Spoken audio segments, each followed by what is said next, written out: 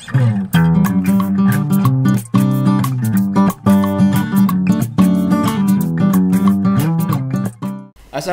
warahmatullahi wabarakatuh.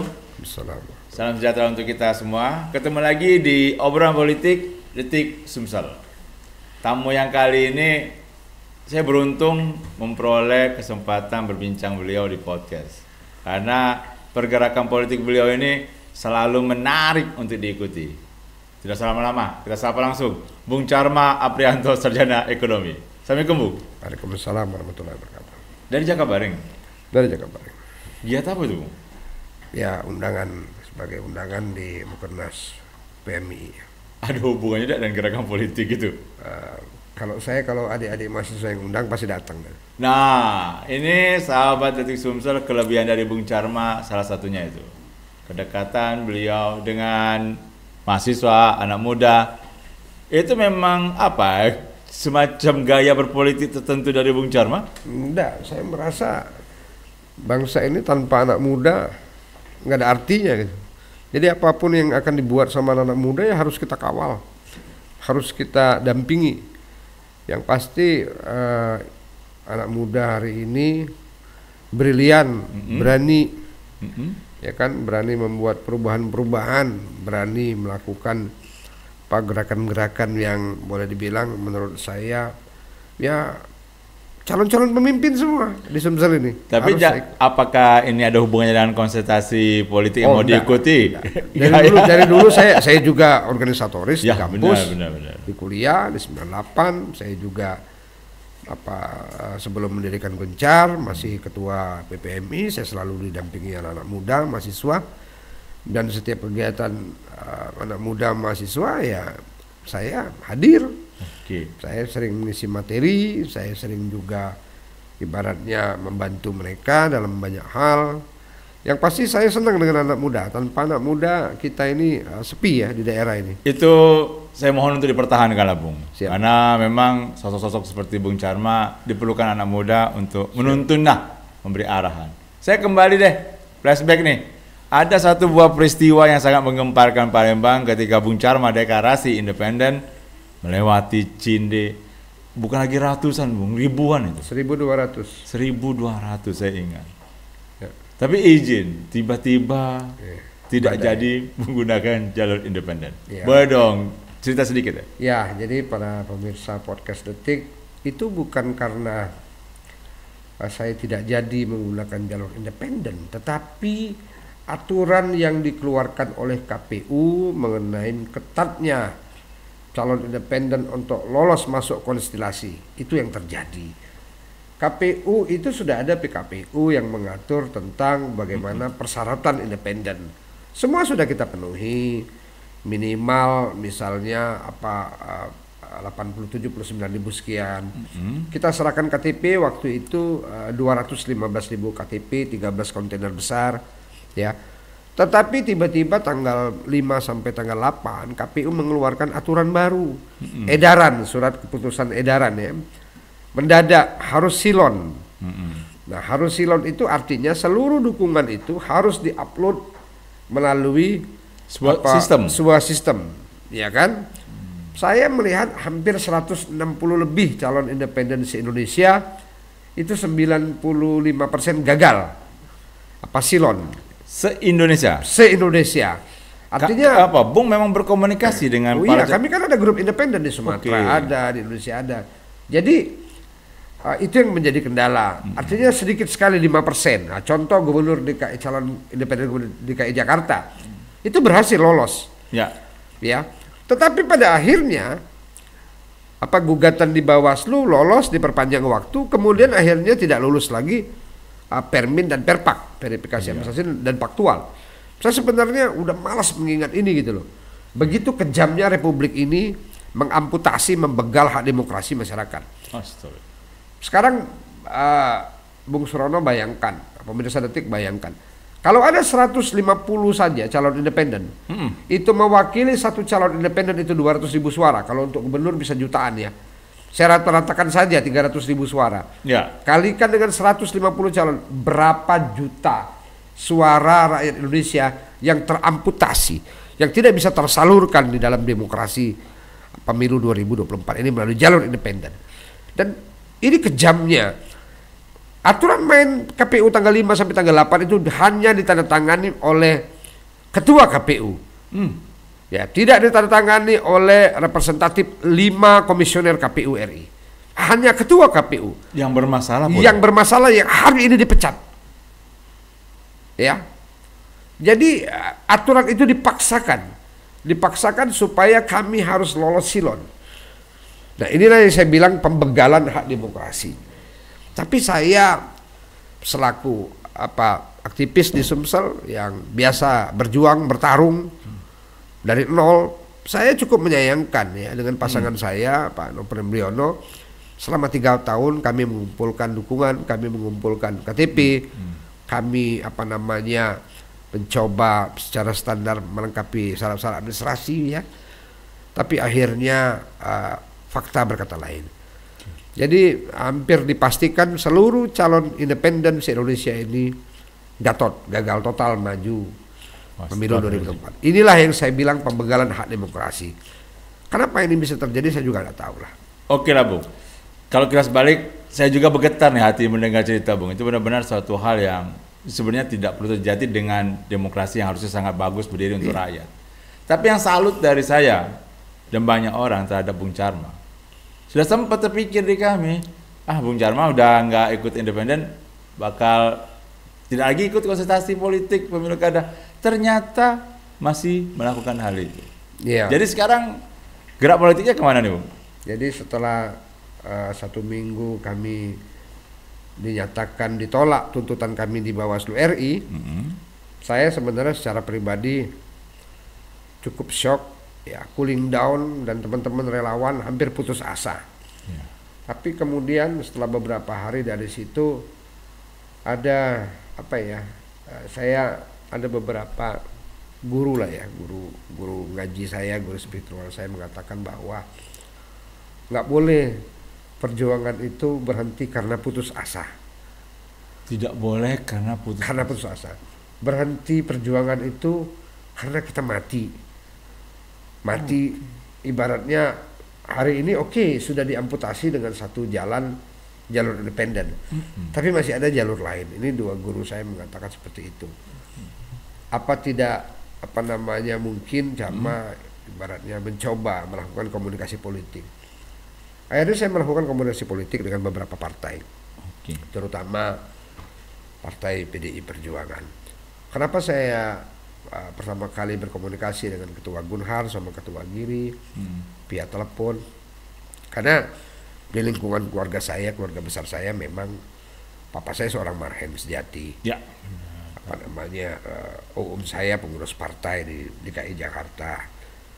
Kemudian keluarga besar saya di Kalimantan juga adik papa anggota DPR dari PDI. Jadi saya memang melihat keluarga besar saya ke sana gitu loh. Kami pun dididik dengan ibaratnya dengan cara-cara papa yang berpaham marhen.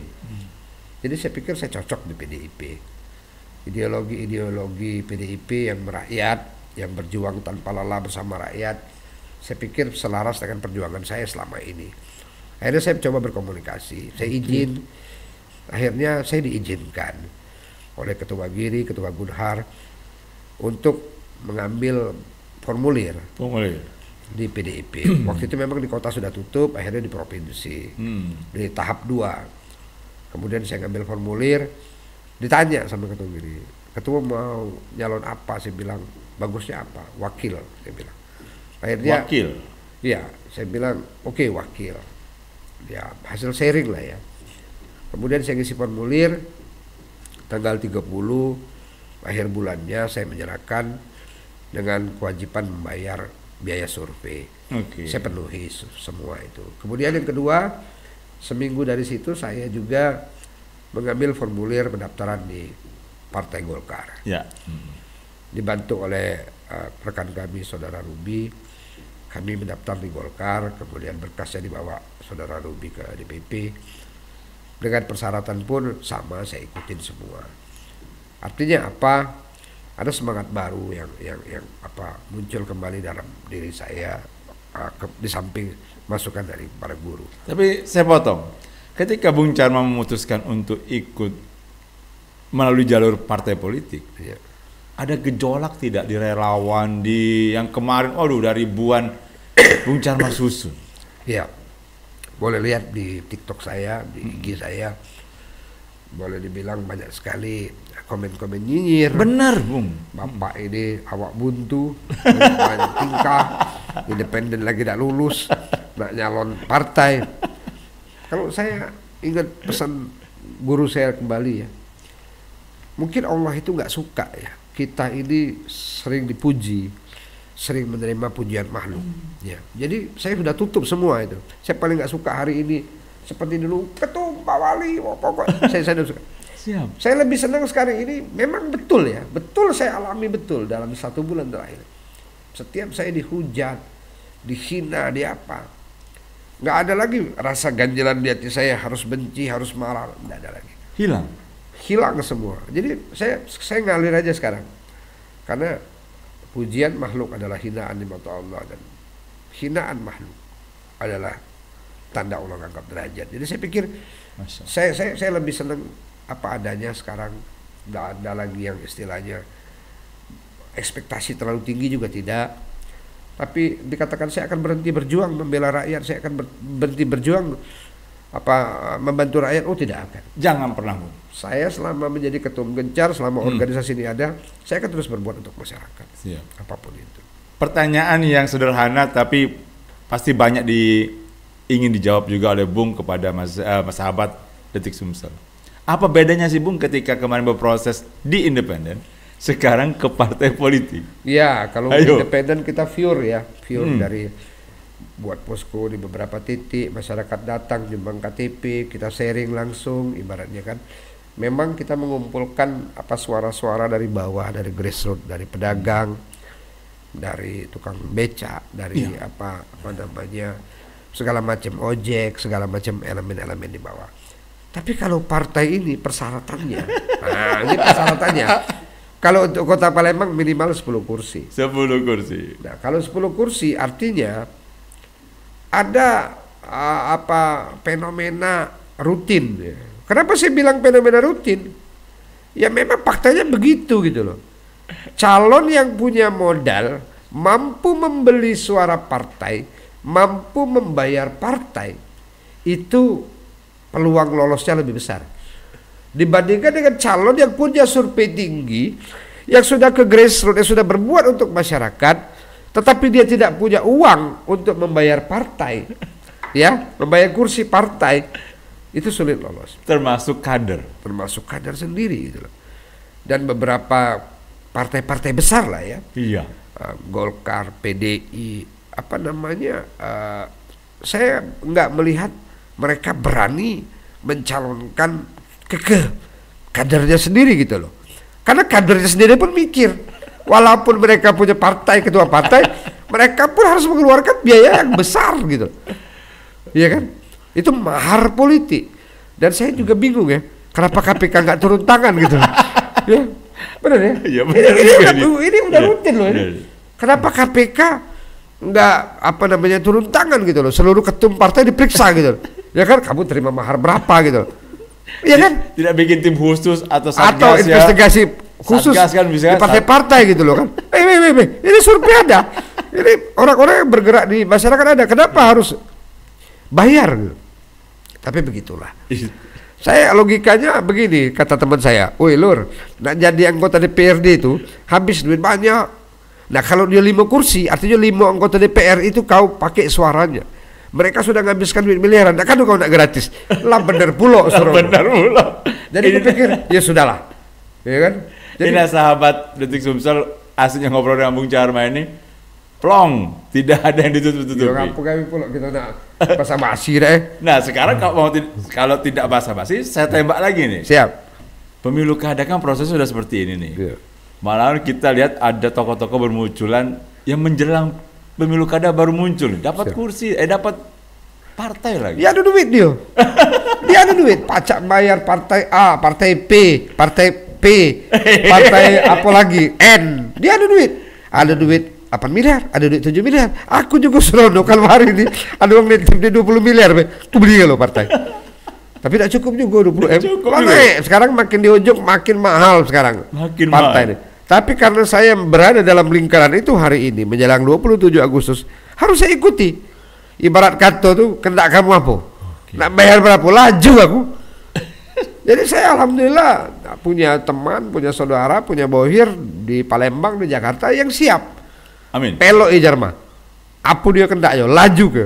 Sudah dia aku. Pokoknya siap ke duit sekian untuk bayar partai ini, siap ke sekian.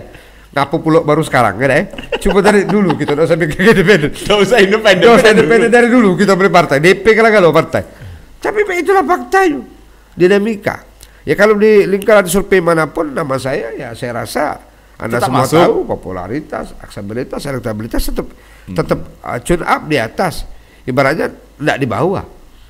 Ya, tapi ya ini tadi. Tapi bagus tidak, Bung, untuk sistem demokrasi di Palembang dengan pola seperti ini? Apa mau jadinya Palembang? Yuk, Nah, ini terlepas dari yang kalau bakal kita ikut ngomong serius soal iya. Palembang ini berbeda sisinya. Nah, tadi gimana? kita ngomong fakta. Mano caranya jadi pemimpin di Palembang ini modal saya dulu beli partai. Ya. Itu fakta yang tidak bisa Fakta, dinafikan. tidak bisa dibantah. Yang kedua, kalau seandainya ini bisa dibenahi secara struktural dan sistematis, tentu kita harus serius menghadapi 1,8 juta penduduk kota Palembang. Iya. Mereka berharap lahir pemimpin yang berpihak kepada rakyat. Saya baru-baru ini berjumpa dengan 4 orang ahli dokter kesehatan dunia. Ya, sengaja ketemu di sebuah hotel, saya ngobrol. 3 dari Singapura, 1 dari Indonesia. Mereka mengadakan disertasi tentang air Sungai Musi. Ya. Hasilnya adalah ya mereka mengatakan bahwa Sir, very very sorry. Dia bilang ini Sungai Musi. Mereka yang meminum air Sungai Musi secara langsung ya tanpa diolah itu diperkirakan 7 sampai 10 tahun lagi akan mengalami kanker ganas, terutama kanker otak. Surono bayangkan. Wih. Dari bantaran Sungai Musi dari ujung Karamasan ke Pusri, ada yang mengkonsumsi air pakai PDAM? Tidak kayaknya. Mereka langsung. Kita sudah ada IPAL, bantuan luar negeri IPAL triliunan untuk mengolah limbah Sungai Musi supaya bisa diolah kembali. Tapi bagi mereka yang menggunakan fasilitas PDAM tentunya, iya kan? Benar. Dan bagi mereka yang tinggal di Sungai Musi yang mereka tidak punya PDAM, mereka mengkonsumsi secara langsung 4 ulu, 1 ulu, 7 ulu. Tidak lama lagi, 7 tahun lagi punah kalau itu. Karena limbahnya sudah tidak bisa terkendali di Sungai Musi. Kenapa limbahnya tidak bisa terkendali? 120 sampai 150 transaksi sumber daya alam ekspor impor melalui Sungai Musi. Semuanya mengeluarkan limbah. Pertanyaannya, feedbacknya untuk masyarakat Kota Palembang apa? Nah. Adakah Rp1 pun PAD untuk Kota Palembang? 0. Benar. 13 dermaga dari ujung ke ujung dikuasai oleh aparat oknum dan preman. Adakah PAD untuk Kota Palembang? 0. Berapa jumlah transaksi PTBA yang melewati Sungai Musi? Berapa jumlah transaksi perusahaan-perusahaan minyak dan gas yang melewati Sungai Musi? Triliunan per hari. Apa yang kita dapat warga Kota Palembang? Wali kota kita hanya diam, gubernur kita hanya diam. Dengan alasan apa? Wewenang pengelolaan Sungai Musi masih dipegang oleh kementerian. Kenapa kita tidak menjadi pemimpin, tidak berani? Kalau aku jadi wali kota, aku tutup 1 hari pakai tongkang, 73 tongkang lah, ukur yang 73. Aku tutup Sungai Musi. Ini jejak digital, Bung. Iya. Kalau mati Allah lampu kalau di Tangerang itu pasti kubuat. Pasti mati lampu kalau. Apa yang terjadi? Saya pasti dipanggil sama menteri, saya pasti dipanggil sama presiden. Pak wali kota, apa hendak kau? Setiap transaksi yang lewat di Sungai Musi harus setor ke PAD. Kita bisa dapat triliunan per tahun. Apa yang kita dapat? Kita cuma dapat limbah. Kita membiarkan warga kita mati pelan-pelan akibat limbah Sungai Musi. Ini yang terjadi. Dan saya ngobrol serius sama dokter-dokter ahli. Dan itu yang akan diurus siapapun yang menang dalam pemilu kada Kota Palembang. Apa ngerti mereka yang beli partai? Mana ngerti mereka ngurus itu? Tidak ngerti lah, sudah lah. Tidak ngerti mereka. Mano cara ngolah Sungai Musi.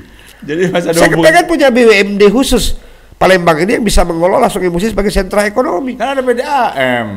PDAM itu ngurusin air. Oh. Cuma 320.000 kakak boleh dicatat gitu. Benar. Tidak semua warga Palembang pakai PDAM. Di pinggiran Sungai Musi ada yang pakai PDAM. Bakal mati 7 tahun sampai 10 tahun lagi karena kanker kalau. Oke. Dokter ahli yang ngomong. Sekarang berarti ini ada sedikit kesinambungan ya. Berarti tugas sebenarnya calon ataupun yang terpilih nanti memimpin Kota Palembang ya tidak ecek-ecek lah orangnya. Ya, itu saya bilang. Makanya saya punya program itu 147. Satu visi menjadikan Kota Palembang yang beradab dulu. Beradab, maju dan sejahtera. Beradab, kemudian turunannya misi dari manusianya itu harus seperti apa, mencintai Palembang. Dia harus aku Palembang, aku yang memang harus berubah dari mindset berpikir orang Palembang harus diubah.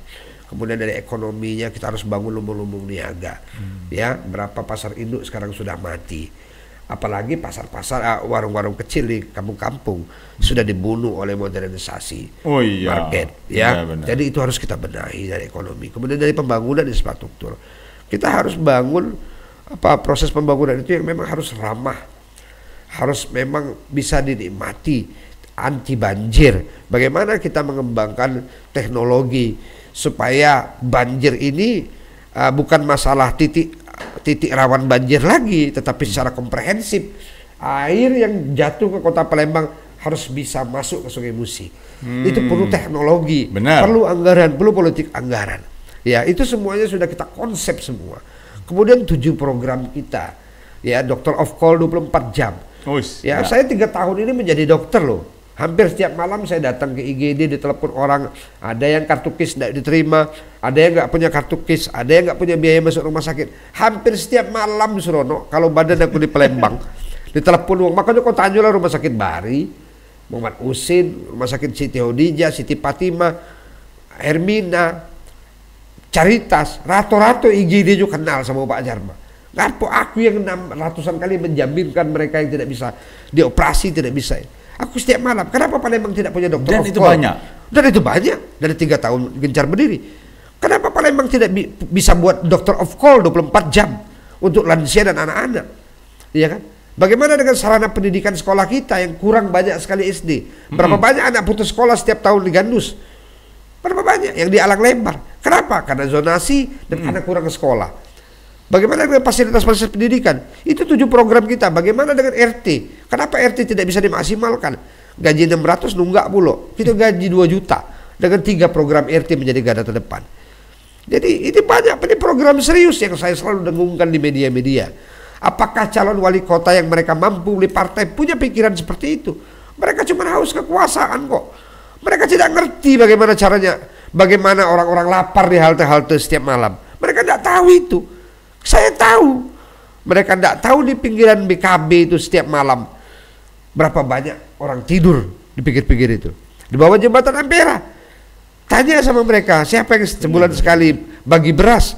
Walaupun cuma 50 sampai 70 kalau beras, tapi kewajiban saya. Karena mereka saudara-saudara saya.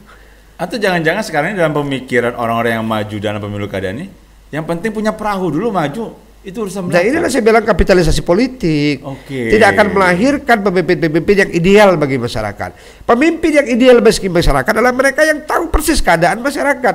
Apa mereka tahu? Mereka cuma bersolek. Mereka cuma bersolek, saya katakan bersolek secara politik gitu lah.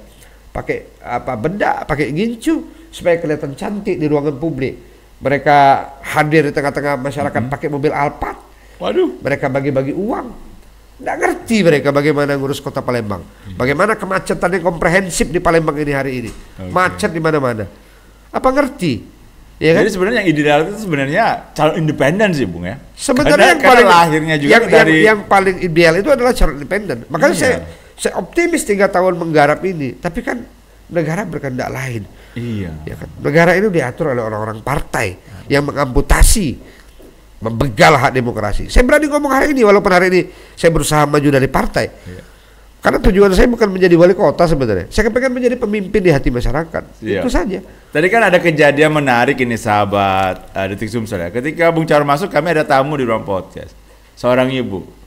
Belum disebutkan nama Bung Charles, beliau sudah kenal nih. Oh, ini calon wali kota, calon wakil wali kota. Tingkat kepopularitas kan tinggi nih, Bung.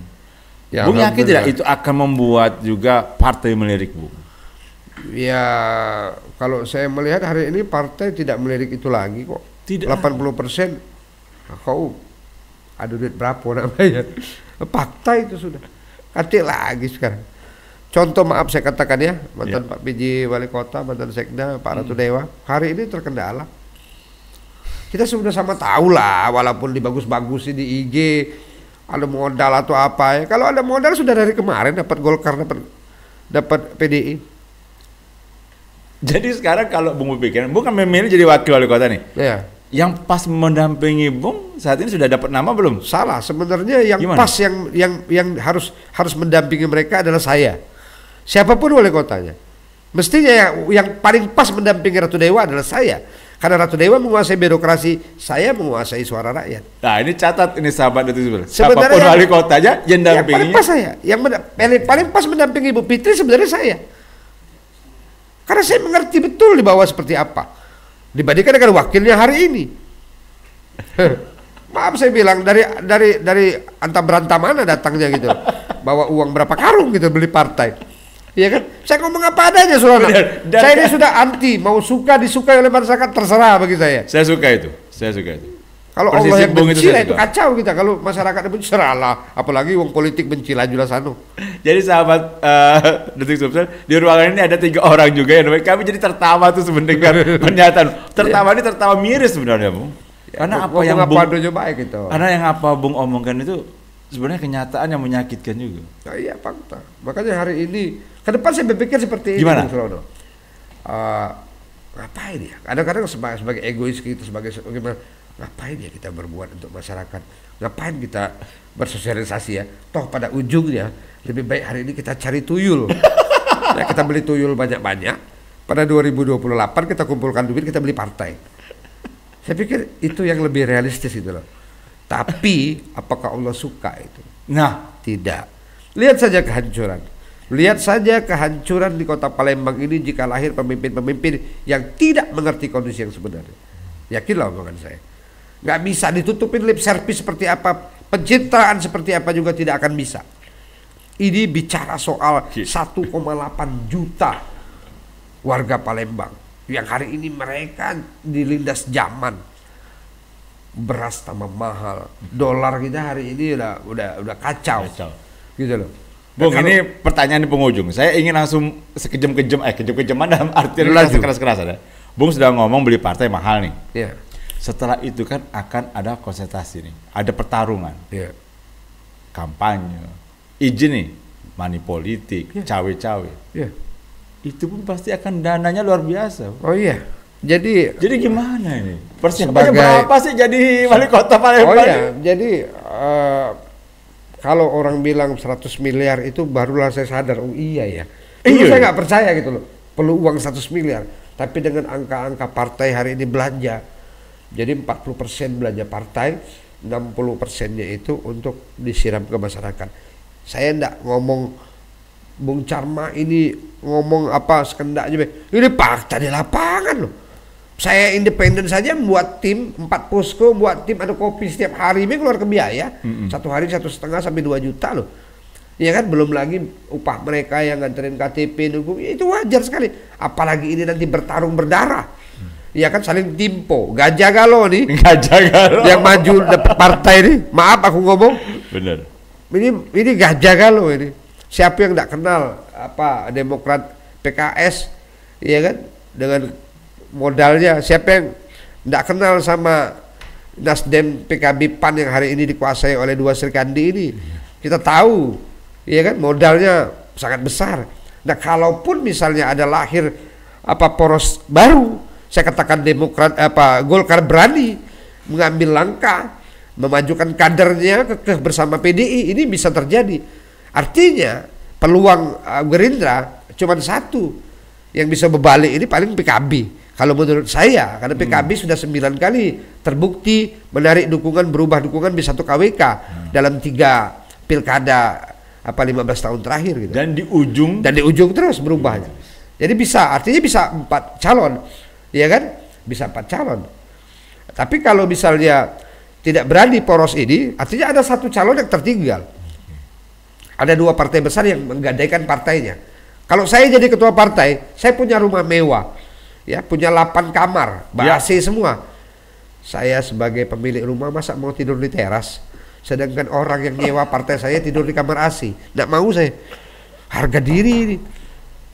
Ini harga diri. Siap. Tapi kalau kita berpikir tentang kapitalisasi, tentang uang, wah, udah di luar nalar semua sudah. Ini sahabat Detik Sumsel, saya ini khawatir kalau sebenarnya kalau Bung Charma sudah memprediksi. Saya pernah 1 bulan sebelum apa yang diomong ke beliau sudah podcast semuanya benar. Padahal belum ada gejala-gejala itu. Hati-hati Bung memprediksi nanti benar semua ini. Kalau saya nggak berani prediksi saya sendiri justru. Kalau memang ya ketua partai yang mengajak saya ini atau satu tokoh Satria Piningit yang hari ini sedang berjuang di Jakarta siap membayar Partai Kuning dengan angka yang sangat fantastis, ini, ya berhasil di dalam 1 minggu ini membayar Partai Kuning ini dengan angka fantastis dan menarik saya menjadi wakil. Saya pastikan siapapun lawan yang akan saya hadapi saya akan menangkan. Saya pastikan. Siap. Saya bismillah saya katakan ini karena para pemodal menantikan apakah Charma masuk gelanggang atau tidak. Kalau Charma masuk gelanggang, yakinlah. Karena saya beberapa kali ketemu dengan pemilik modal di level lokal, level nasional, mereka menantikan saya masuk gelanggang apa tidak. Gitu. Akhirnya apa? Nasib saya hari ini tergantung dari wali kota, calon wali kota yang mengajak saya. Siap. Ya kan? Tapi saya win-win enggak ada ibaratnya nyantai. Ibaratnya aku tidak terlalu memandul. Tapi karena nyantai, saya minta closing statement dari Bung Charma ke sahabat Detik Sumsel. Yuk yakinkan lagi relawan, yakinkan lagi masyarakat Sumsel. Kalau baliho yang banyak beredar di Palembang kemarin itu akan tetap ada pada saat nanti setelah penetapan calon. Bagaimana untuk memperjuangkan ikut dalam kancah pertarungan ini? Silakan.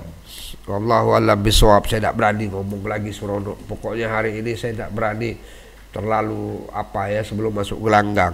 Tapi setelah masuk gelanggang beda ceritanya. Sebelum masuk gelanggang ini saya cuma berpesan kepada para petinggi partai dimanapun berada, penguasa republik hari ini kan. Anda nggak boleh egois memikirkan kantong pribadi aja. Anda harus memikirkan nasib rakyat di bawah ini. Ya kan, Anda harus punya mata betul bahwa setiap daerah ini kondisinya berbeda. Setiap daerah ini punya kebutuhan calon-calon pemimpin sendiri-sendiri. Ya, dan saya mau sampaikan ke mereka semua, saya adalah orang yang mengerti Palembang. 3 tahun bersama rakyat, menangis berdarah bersama rakyat. Dan saya punya program yang menurut saya akan membuat kota ini menjadi kota yang rising star di Indonesia. Menurut saya Palembang ini akan di tangan saya nanti akan menjadi salah satu kota terbaik di Indonesia. Amin ya Allah. Saya pikir itu aja. Ini harus dipertimbangkan oleh seluruh ketua partai. Ingat, ketua partai politik dimanapun yang mau nonton podcast ini pesan dari hati Bung Charma dan saya yakin ini banyak mewakili masyarakat di Palembang. Mari kita camkan, karena saya hanya menggarisbawahi semua calon ingin membuat Palembang menjadi lebih baik. Dan tentukanlah pilihan itu ke calon yang menurut kalian akan membawa Palembang menjadi lebih baik. Saya tutup. Wassalamualaikum warahmatullahi wabarakatuh. Waalaikumsalam warahmatullahi wabarakatuh.